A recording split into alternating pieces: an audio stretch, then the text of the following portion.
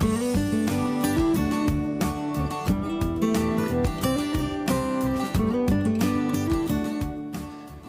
guys, so this is the second part of my parang video, and this is going to be about mounting the blade in the Surian handle that I got for it. So if you all haven't watched the previous video, I'll link it below, and that just goes over general parang information and what to look for when buying a parang and the history behind it a little bit and what all that. So as I mentioned in the past video, this is a blade hand forged by Uncle Wong in Kuala Pilah, Malaysia, and this is a Surian handle, and this is a little brass pin that we're going to put it at the end of the tang and not the front, as you see many parang makers do nowadays. And if you are wondering why, please watch the previous video. I go into more detail there. So the first thing to do is to drill out the rat tail tang. No, actually, I'll rephrase that. There are two ways to do it. The typical way is to first roughly position it inside here, drill a hole right down the middle here, hit the rat tail, take it out, find out where it hits, and then keep drilling through. What I want to do this time around, just to see whether it works better, is to, because you can see here, the notches here sit very well on the handle and it positions it very well. So what I want to do is basically try and find the location of where I should be drilling here and then start to drill. So if that's the case, let's try it. So this is all trial and error now. I've never done this style before, but let's give it a shot, right? So first things first, trace out the middle of the rat tail, close it up, position the blade, and mark it up here. Next, take it up, try and get it right over the top. That's quite centered. Straighten it out. Alright, so that's how it would roughly be. This is the tip, and so I plan to, so that's the tip over there.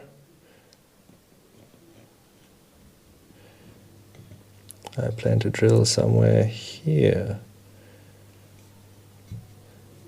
Let's get a pencil. Okay, so this is my point. Let's draw a line, not the whole way, just somewhere here. And then I plan to drill it somewhere. That's mounted there, somewhere here. So that would be here. Okay, so now that I have my mark somewhere here, I'm going to put a hole through it with a hand drill and see what comes out. Okay, so basically I have drilled a hole through and it came out quite well, quite centered I think. And all I just use is a hand drill. Just make sure you just eyeball it straight this way and straight that way and just get it to go straight through. And I use a 3mm hole, so when I punch it through later, it should be very snug. I might loosen it up a little bit so that during the epoxy pouring time, it's not that difficult. The other thing I'll be doing is I'll be filing down one side so it's pointy, so when it goes through, it self-locates. Alright, so what I did was just put a little bit of a paint marker paint over here. Let's try and see whether that's slightly better. I normally use liquid paper, but I can't find my liquid paper now. So let's just go in here, make a little bit of a scrape, and there we go, perfect. So now I'm going to take this to the side and use my center punch and strike a, this is actually perfect in the middle of the rat tail. Awesome. Alright, so I'm going to use my center punch. I'll be right back. So, alright, what you can see here is I've center punched it right there, and the next part will be drilling it out. So I'm going to use start with a 3mm drill bit, and then later on I will go up, try and open it up sufficiently so that this pin can freely pass through it. It should not be a snug fit, because otherwise later when we are trying to get it in with all the epoxy and whatnot, it's going to be extremely messy. Alright, be right back. Okay, so we're back now, and what I've done is I drilled out a 3mm here. It's ran slightly off, but it's not too bad. This pin is a little bit over 3mm, so it couldn't go in, but rather than enlarging the hole to 4mm, I just took a file to it and just reduced the diameter a little bit. So now it moves through freely. I've pre-fitted this, so this goes through well. And if you pre-fit it this way, goes through quite well. Come on, there we go, quite easily. Right, so there's a little bit of play here, but the epoxy will fill it up just well. Next step is to wrap the entire handle, because if the epoxy overflows or leaks out through the hole, you don't want it wrecking your handle. So, next step, wrapping the whole handle. I'm going to use painter's tape for this. Alright now, so I've wrapped it up with painter's tape, and I've already pre-punched this hole on this side, and there is a hole already at the bottom of here. I just put a little bit of tape over the top just so that while I'm pouring epoxy it doesn't leak out there, and once the pin goes through, it'll just push the tape off and it'll take its place in the hole as to plug it. At the top you can see I've created a bit of overlap here, and that's because you need an epoxy well, so it'll flow around here and you will get maybe a millimeter or so above the level, which is fine, and as you're pushing it, it may overflow before it goes back in again into the hole again. The next thing that you want to make sure that you do when you do this kind of pours, in case it overflows, is you want to start at the bottom and go to the top, so that the tape is layered like this. So if you can imagine, this is the top of the handle, your tape is layered like this. So you start at the bottom and you start layering it on top. So if the epoxy overflows, it's leaking down and over one to the next. It's like shingles. If it's the other way around and if your tape doesn't bond too well, it's going to start getting in between. So make it the right way. So start at the bottom of the handle, move to the top. Make sure the bottom is covered as well, so that when it's sitting like this, I'll show you how I'm going to prop it up later. And when it's sitting like this, and it leaks down, it's going to not get into the grain at the bottom. You're going to have a little bit of a dish at the bottom to catch any overflow. So now let's go over to where I'm going to pour the epoxy and set up this blade. Alright, so now we are in the snack corner of my house, and basically I was looking around the house for a place to leave the parang to set, as I will be using 24-hour epoxy, because the other one I have is 5-minute epoxy, and that's too little time. Ideally, if you have something like 90-minute or 2-hour epoxy, that's good enough. Gives you enough working time. But for me, I had 5 minutes, which definitely do not use 5 or 10-minute epoxy. It will start to stiffen up before it has time to flow down the handle and fill up all the voids. So I have 24-hour epoxy. That's a bit much, but anyway, so it is what it is. So what I have here is basically just rigged up a couple of things. This is an F-clamp, and that's going to hold it against my wine bottle stand, which the wine bottles have been removed. At the bottom here you see a plastic dish, so that if there's any spillover, it's going to accumulate here and not make a mess. I just cracked that. Good on me. Below that is a few sheets of newspaper, so that if this messes up, there is some backup below it. The hammer is here just to prevent it from skidding out if there's any outward force, because there is a slight forward component in the force. I have a hot glue gun here, which I shall turn on to start heating up, because if there is a little bit of a leakage coming out from the pin hole, I'm going to just slather on some hot glue just to hopefully catch the epoxy before it comes out too much. And that's about it. So what I'm going to do now is, everything is rigged up already, so this is going to stay here standby. I'm going to mix up some epoxy, pour it in, maybe about yay high, 1 cm below the top, and then I will place the blade in and slowly work the pin through it. Then I will start to straighten it out, and then we will let it be for 24 hours. So I'm going to get my epoxy now, and we'll bring you back. I'll bring you back once that's ready to go. Okay, one thing I forgot to mention is before you pour your epoxy, just make sure the tang, wherever the epoxy is going to touch, is degreased. I'm just going to use a little bit of methanol or IPA. Isopropyl alcohol will be good as well. Maybe I'll just use IPA. I have a bunch of that around. So IPA is really useful, so I just buy it in these 1 liter bottles. All you need to do is just get any sort of rag that you have, and just grab the blade, just give it a good wiping, take it all off, whatever it's dirt or anything that's there.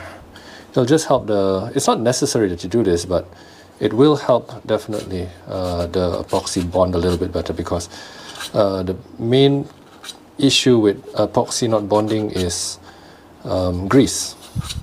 And during the forging process, the heat treat, I think they use a bit of oil, and maybe even they transport it with a little bit of oil on the blade so that it doesn't rust up too much, because this is carbon steel, right?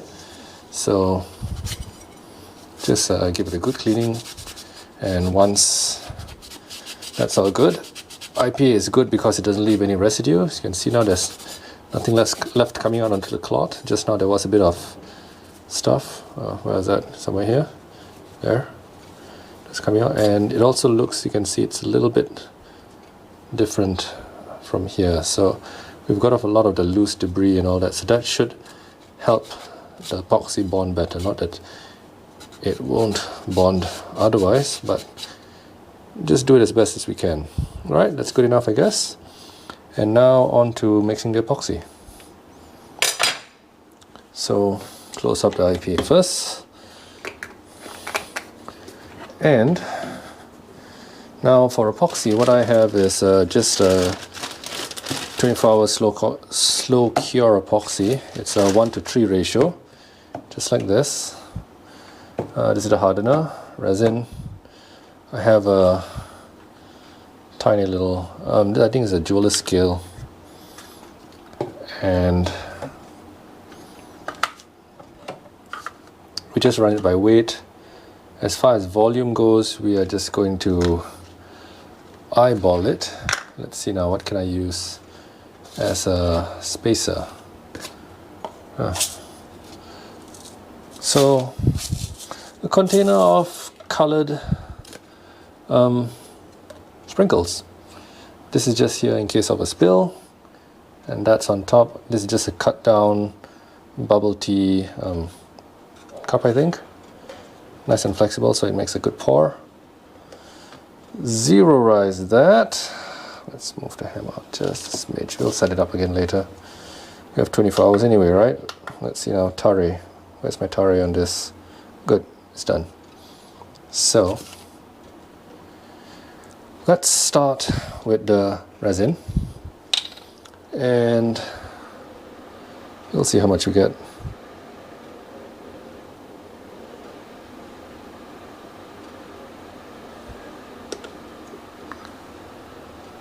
Okay, so that's about 13 grams there. Okay, so just going to get some tissue to wipe up the drips on the neck of the tissue so it doesn't seize up on the cap. Always wipe up and keep the bottles clean. So now, oh son of a gun, we had 13 grams just now. So 13 divided by 3 is 4. 4 times 3, 12. It's close enough. So 0. So I just need 4 grams of hardener. Just a little bit there. Let's see what we have. 6 grams, that's a lot. Anyway, rather than 24 hours, I'll make it 18 hours now. It's alright anyway, either way. So this stuff is clear, does not change color. The one thing I really like about using this is you really have no rush. Take your time, do what needs to be done, mix it up, pour it in, make sure your blade's straight, come back and check on it. You can even rework it a little bit after a while. Absolutely no issues. Now let's take that away. Colored sprinkles go away. Turn that off. Let's reset this. Hammer goes into position. And mixy. It's not dripping, right? Good. Just give it good. As you can see, it starts to swirl up a bit. You can see some streaks. But once it is clear, the streaks go away. So, alright. So as you can see now, it's clear. There's no streaks and striations or whatever. No, striations are the wrong word. It's a mechanical issue. There's no streaks or discoloration or anything like that. It's a homogeneous color. There's some air bubbles here. But the good thing about 24-hour epoxy, it gives the air bubbles times to rise out of the epoxy. And you generally get a solid pour. So now the epoxy is ready for use. So now let's dry fit the parang once again. Position it here. F clamp goes here. And that's it. So that kind of looks good, I guess. There'll be time to adjust later. It being 24-hour epoxy and all that. So now, let's hope this goes well. Did cut a little bit of a point there just for pouring. Let's pour some in. Oh, it's already to the top. Dang, that was fast. So I'm going to get some significant overflow here. I don't know whether you can see the bubbles rising, but that's good. Might just pour some back actually. Let's pour some out. Alright. Don't want too much. Let's pick up the drip. And I think we're good to go. Let's get some epoxy on the outside, or it'll sort it out itself out later. Okay. Let's get this in focus, or in close up a little bit. Let's put the blade in. We're still getting overflow, but not too much. I think it's perfect. Okay, so with the blade in position, not sure I'm going to position this, but anyway, I think it went through the blade, and it's coming out the other side. Alright. And it's poked itself through. Here we go. So this is the tab I was speaking of just now. And that was meant to just pop off when the epoxy, to prevent the epoxy from coming off. I'm going to dry that off. This thing is here. I'm going to put some hot glue around there just to stop any epoxy from further leaking out. Alright, that seems to have caught pretty darn well.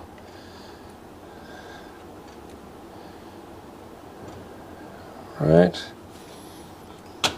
going to go a little bit more. Alright, and on this side, let's do the same. In 24 hours, you don't know what will happen, and you don't want to come back and just find the epoxy all drained out, because the epoxy, this type of epoxy is almost like water. It really finds its way. So this is just my style. It's absolutely I've never seen anyone else do this, but I've had epoxy leak out in other situations, not in parang rehandling, but in other situations. So no harm to add a little bit of hot glue. So now let's put this in position. let's keep this. The point is to actually make sure that this is vertical. Push the epoxy out of the way. Is it vertical? Is it vertical?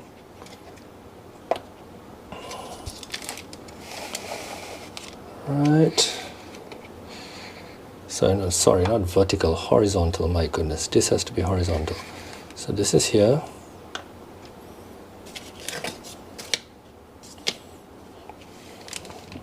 This is there. I think that's quite horizontal. Now let's bring the clamp in. Clamp it up. Nice and snug.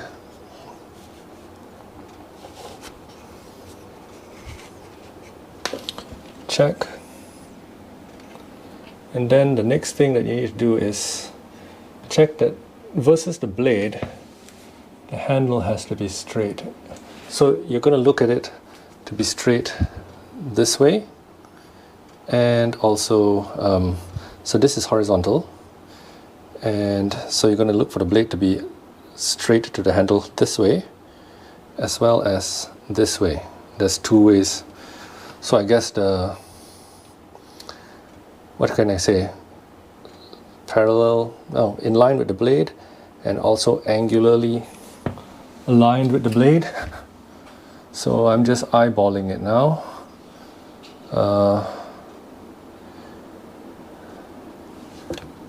And the blue makes it a bit hard actually, because it breaks up the line, but I guess it's okay.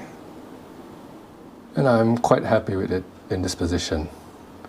So this is where it's going to stay for 24 hours, and we'll come back tomorrow night to have a look at it and take it out. Don't be hasty when it comes to this. Give it more than it's time to set, because if you put some force in it and loosen the interface that you have inside here, you basically have to restart the whole thing, basically break it out. You may lose your handle, you may not. If you're lucky enough for the thing to come out by itself, good. Then you have to re-drill and re-epoxy. So always leave, always give it extra time.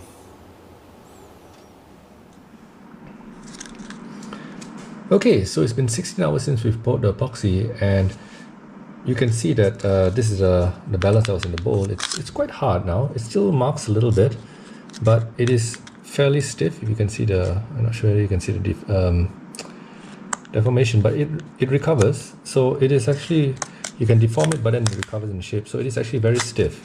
So whenever you're pouring epoxy, always keep a little bit of balance, whether it's on a plastic platter or in a little dish. Just keep it until the job is done, so that you can actually be sure of the epoxy that you have poured, what its actual condition is. And this is the fantastic gauge. This is hard.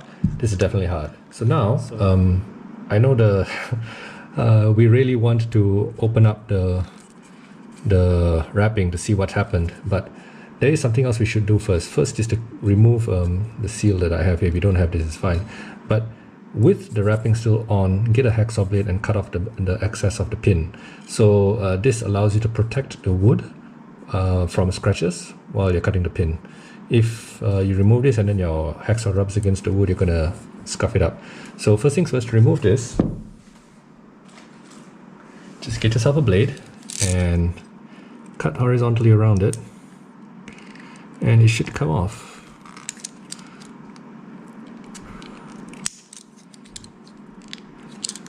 Don't cut into yourself, cut away from yourself.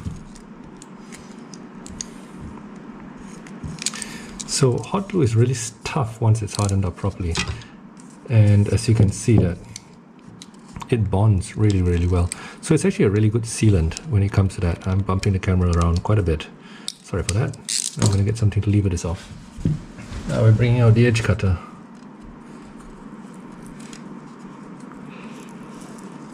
There you go. Grip it and twist it, it should come off.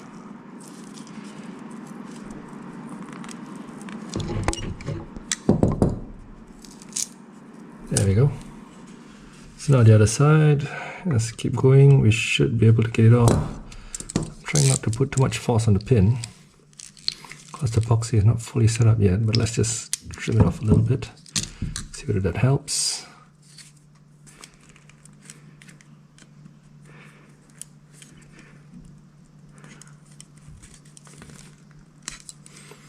There we go.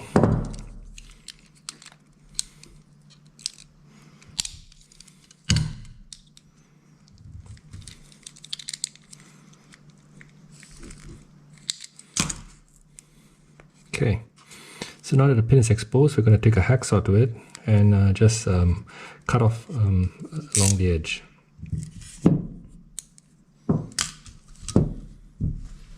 I'm going to take it off here because if the particles get into this, it's going to be not easy to clean. So basically the idea will just be to get a hacksaw blade and just run it along the edge and let the side guide you, right? And just keep going up as much as you can and without going into the wood. Just keep going back and forth. And since brass is a softer metal, you can go with a slightly coarser tooth count. And this is 18, this is 18 teeth per inch. Should be good enough. So once I've cut this two off, we'll come back and we'll unwrap the handle and see what's what. Okay, so basically that took all of, I don't know, 2 minutes. So I've cut off the pins on both sides. As you can see, I didn't really touch the wood. So, unboxing time, if you can call it that. Let's unwrap this and see what happened.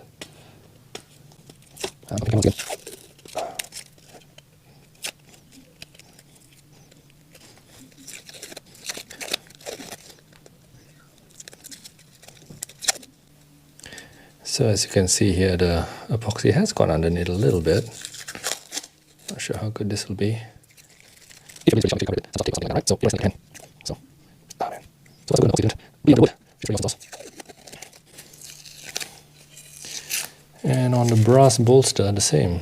Seems to have held up pretty well. You can see I over poured a little bit, but once it's hard, I'll just round this off and just leave it there, I guess. I don't think I'll go into the trouble of removing it. So now I'm going to take a file and just knock this little protrusions off. It's like a millimeter out and knock them down to the wood level.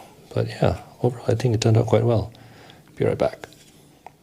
Okay, so basically that once again took all of another 2 minutes because it's brass, it's nice and soft. So as you can see here, sanded it down all the way to the handle, and that's what it'll look like. So as I was talking about yesterday, if you buy a parang, make sure you just have one pin. Sometimes they hide the pin below this bolster because this bolster actually can slide up. You can bang the pin in and slide it down. In that case, you would not be able to see it. But you could ask them. Sometimes they'll tell you, but else it's just one pin, just like that. And that's it. So the last bit of dressing here and all that, I guess I'll do once the epoxy is fully hardened up. But that's basically how you handle the parang. And after this, I'll be just applying some linseed oil to let it soak up and preserve the handle. That's the last thing that you would do after that, because don't put linseed oil first in case it gets inside here and then the epoxy will not stick very well. So guys, this is basically how you rehandle a parang the Malaysian way, and I hope it was interesting and you found it useful. If you have any comments, leave it below. If you stayed to the end, thanks a lot. Really appreciate it. And if you have any suggestions or you notice anything that I did wrong, drop it in the comments below. I'm always happy to learn. I'm not saying by any means I'm an expert, but this is how I do it. So thanks for watching, guys.